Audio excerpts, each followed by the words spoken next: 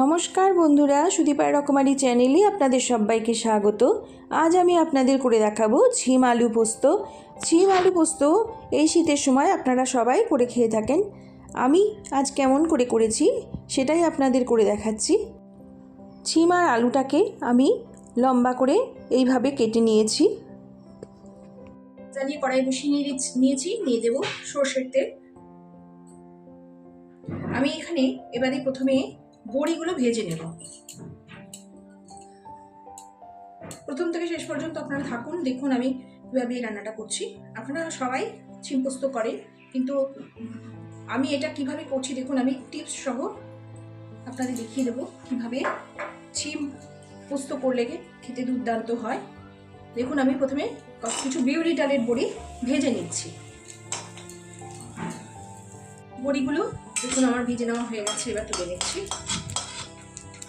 এবার ওই তেলেই কড়াইতে দিয়ে দেবো আর একটু সর্ষের তেল। তেলটা গরম হয়ে গেছে, আলুগুলো দিয়ে দিচ্ছি। একটু হালকা করে ভেজে নেব। এগুলো দেখুন এইভাবে একটু ভাজা হয়ে এসছে। আলুগুলো একটুখানি ভেজে নিলে এইটা খেতে কিন্তু বেশি টেস্ট হবে। আর এখনকার আলুটা এমনিতে শক্ত, একটু ভাজলে খেতে ভালোই লাগবে নতুন আলু। আর এবার আমি শিমটার মধ্যে দিয়ে দিচ্ছি, আলুর মধ্যে শিমটা দিয়ে দিচ্ছি। শিম আর আলুটাকে আমি এবারে একটু ভেজে নেব। দিয়ে দিলাম সামান্য লবণ, খুব বেশি দেবো না এখন, পরে আবার দেবো। এবার একটুখানি আমি গ্যাসটা কমিয়ে রেখে একটা ঢাকনা দিয়ে ঢেকে এগুলো কিছুক্ষণ সময়ের জন্য 2-3 মিনিটের জন্য একটু ভেজে নেবো, থাকলে দেবো। একটু ঢাকনা দিয়ে আমি ঢেকে দিলাম। ঢাকনা খুলে আসলাম। কিছুটা মটরশুঁটি এখন আমি এর মধ্যে দিয়ে দিচ্ছি। মটরশুঁটিগুলো দিয়ে ভালো করে নেড়ে আমি আবার একটুখানিকের জন্য ঢেকে দেব। এবার আমি মিক্সিতে পোস্ত বেটে নিচ্ছি। এই চা চামচের 6 চামচ পোস্ত আমি এখানে নিয়েছি। পোস্তটা আমি বেটে নেব, এমনভাবেই বেটে নেব যাতে পুরো গুঁড়ো না হয়ে যায়। জাস্ট একটুখানি আমি মিক্সিতে এখন ঘুরিয়ে নিচ্ছি। আমার জাস্ট ঘুরিয়ে নেওয়া হয়ে গেছে। এবার এই কটা লঙ্কা দিয়ে জল দিয়ে আমি এটা বেটে নেব। এটা বাটাটাও যেন সেভাবেই হবে, যেন পুরো পেস্ট না হয়ে যায়, একটু পোস্ত যেন দানা যেন থাকে। এই পর্যায়ে আমি দেখি যে বড়িগুলো আমি ভেজে রেখেছিলাম সেই বড়িগুলো এখন আমি এর মধ্যে দিয়ে দিচ্ছি।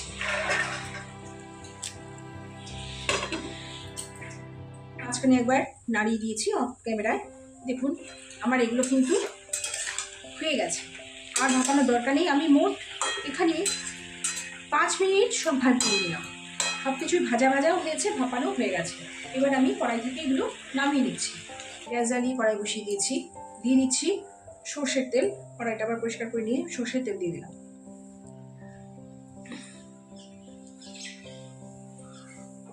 আর তেল দেবো না।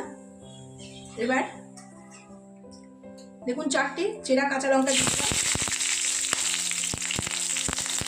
আর দিচ্ছি 1/2 চামচ মতো কালো জিরে।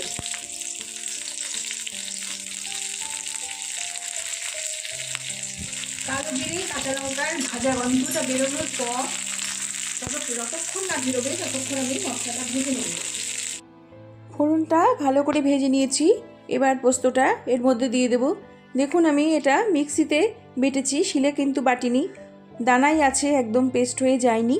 এইভাবেই বাটতে হবে, মিক্সিতেই বাটা যাবে। একটু লক্ষ্য করে বাটলেই এইভাবে বাটা যাবে। এবার পোস্তটা আমি ওর মধ্যে দিয়ে দিচ্ছি।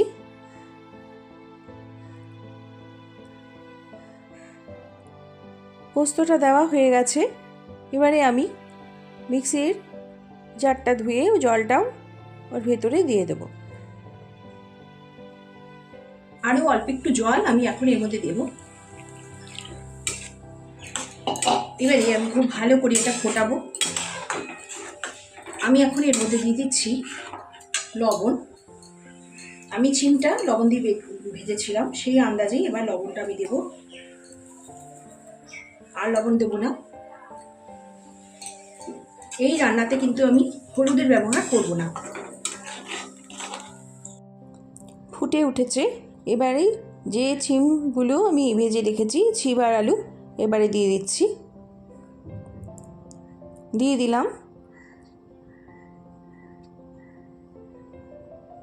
এবার পোস্তর সঙ্গে ছিম, আলু, বড়ি ভালো করে মিশিয়ে নিচ্ছি। খুব ভালো করে মিশিয়ে নেব।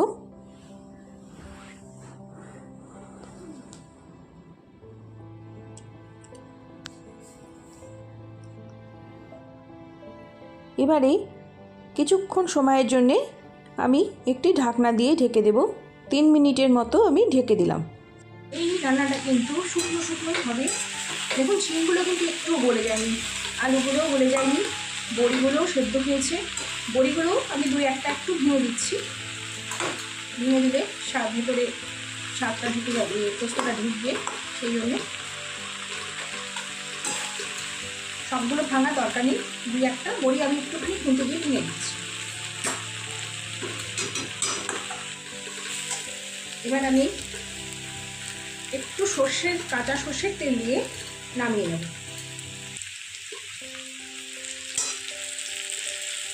দিয়ে দিলাম। দেখুন ভীষণ ভীষণ সুন্দর হয়, এইভাবে করে দেখবেন। আপনারা শিম পোস্ত খান সবাই, এই সময় তো বাজারে প্রচুর শিম পোস্ত তো সবাই খাবেই। শিম পোস্ত তো একটা ভীষণ লোভনীয় খাবার, কিন্তু এইভাবে যদি করেন তাহলে পোস্তটা আস্তেও থাকবে, খেতেও দুর্দান্ত হবে, আর ভেঙেও যাবে না, ভীষণ ভালো লাগবে। সেটা একবার করে খেয়ে দেখবেন। আমি এবার পোস্তটা বাটিতে নামিয়ে নিচ্ছি, উঠিয়ে নিচ্ছি। দেখুন কি সুন্দর দেখতে হয়েছে, দেখুন, এই দেখুন। যেহেতু দুর্দান্ত, এইভাবে আপনারা শিম পোস্ত করে খেয়ে দেখবেন বন্ধুরা, দুর্দান্ত লাগে। একটা ছিমও ভেঙে যায়নি, পোস্তগুলো গলে যায়নি। এইভাবে ঝুড়ো পোস্ত করে যদি শিম পোস্ত খেতে চান তবে এইভাবে করে খেয়ে দেখবেন। আপনারা এমনি পোস্ত মিহি করে বেটে তো করে খেয়ে দেখেনি, এইভাবে একবার করে খেয়ে দেখবেন, ভীষণ ভালো লাগে, ভীষণ।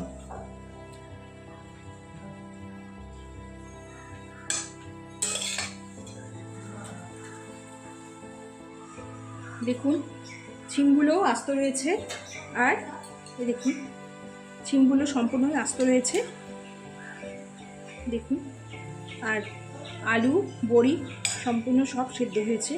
এইভাবে আপনারা শিম পোস্ত করে খেয়ে দেখবেন, দুর্দান্ত লাগবে। শিম, বড়ি, আলু আর মটরশুঁটি দিয়ে এইভাবে পোস্ত দিয়ে করে খেয়ে দেখবেন। যে সকল বন্ধুরা আমার রেসিপিটির সাথে প্রথম থেকে শেষ পর্যন্ত জুড়ে রয়েছেন তাদের জন্য আমার অসংখ্য অসংখ্য ধন্যবাদ, ভালোবাসা জানাই। আমার নতুন বন্ধু, পুরনো বন্ধু সকলের জন্যই রইল অনেক অনেক শুভেচ্ছা, শুভকামনা, ভালোবাসা। নমস্কার।